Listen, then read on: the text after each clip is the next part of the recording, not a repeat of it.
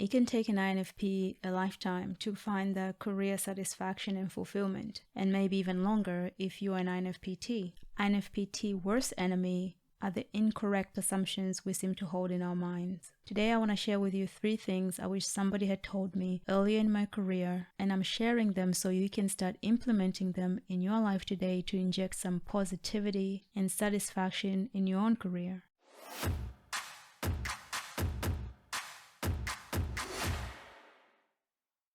If you're new here, welcome. I'm Doreca Delbridge, a career consultant and occupational psychologist. I equip introverts and highly sensitive people with functionalities that help reduce work and life overwhelm so they can experience true career freedom. So if that's something that will benefit you, make sure you subscribe so you don't miss out on any new videos I post in the future. So today we're continuing our theme of redefining success for highly sensitive people and introvert people.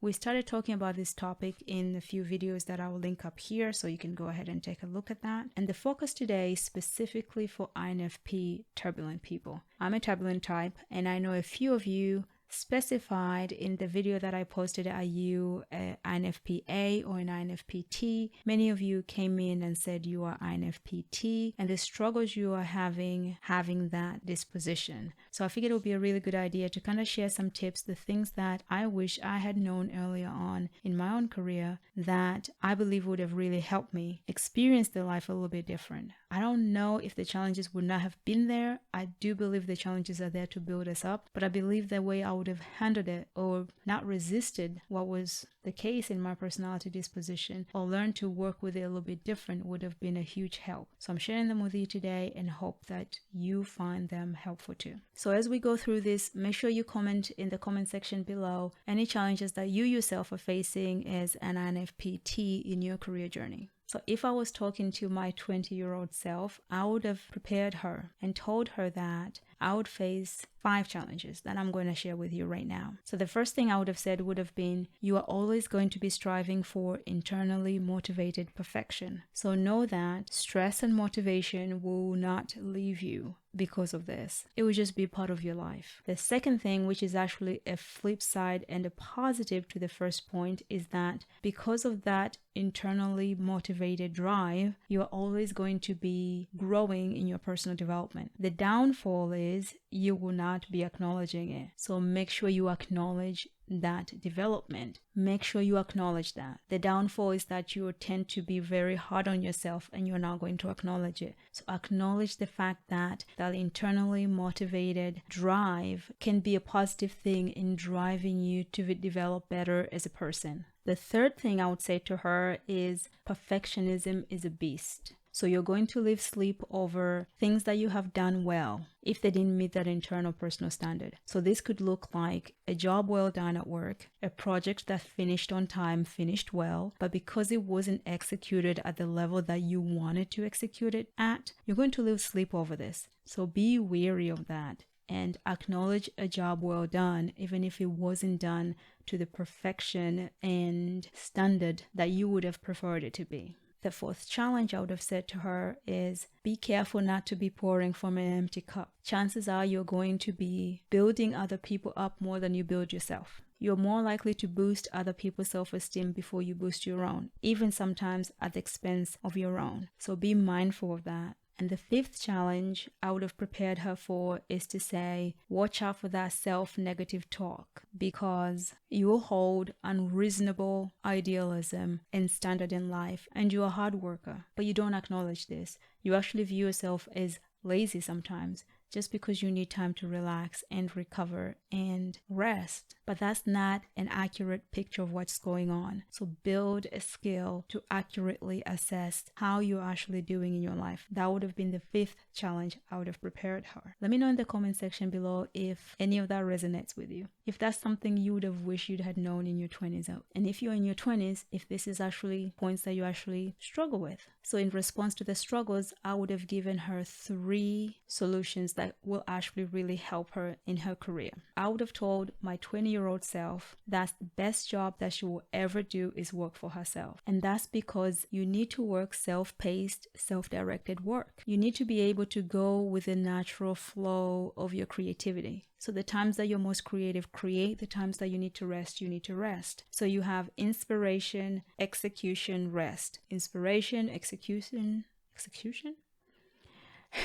Inspiration, execution, rest. Inspiration, execution, rest. You get the point. That is very hard to implement and to follow if you are not in a workplace or have the autonomy to be able to do that. Because it could be that the workplace that you work at has projects and has timelines that don't go with your natural clock.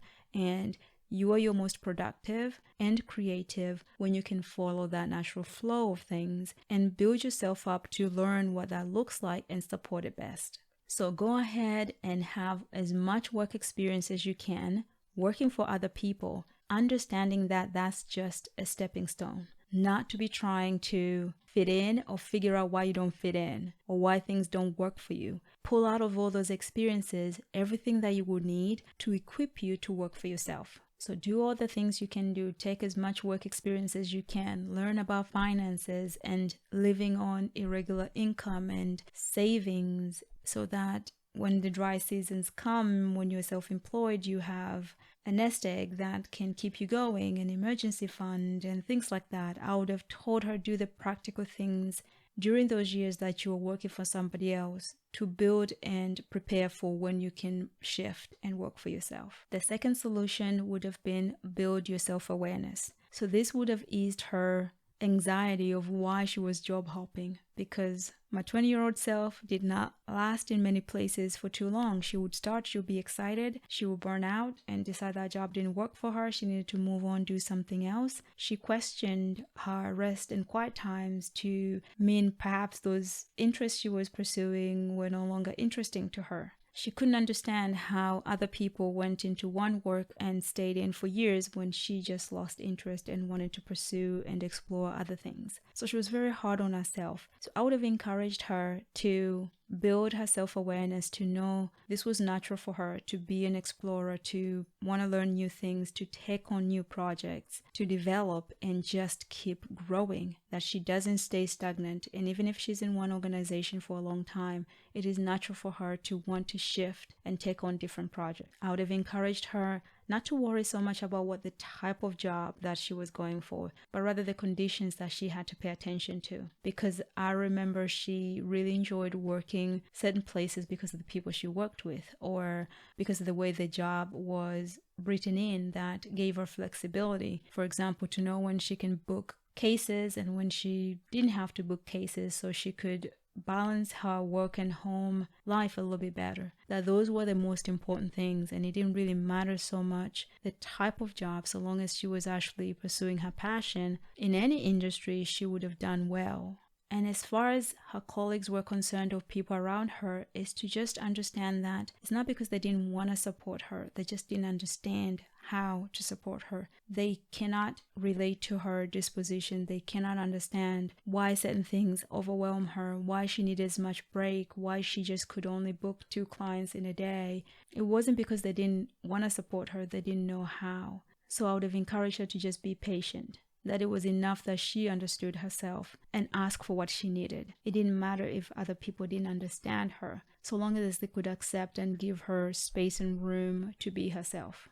That was more important than trying to make sure that she was understood. The third solution I would have told her after she had found who she was and she built the self-awareness is find your people. Find and connect to your people, so that you don't walk around in life trying to fit in or trying to be understood with people that don't get you, which carries on the second solution, really, is to find people who are more like you so that you can have that experience mirrored back that can build your confidence, and that you're not doubting yourself all the time when you pick on things that nobody else around you understands. And having 1 or 2 people that really fully can relate to your experience can really boost your self-esteem and assurance that no, you're not going crazy, and no, it's perfectly fine what you're experiencing. It's just not as rare or not as experienced with everybody else around you. So I'm curious, if you were to speak to your younger self, what career advice would you have told him or her?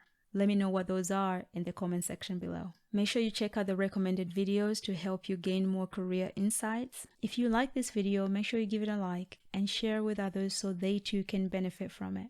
As we always say on this channel, focus on being than doing. And until next time, may you have a rested life.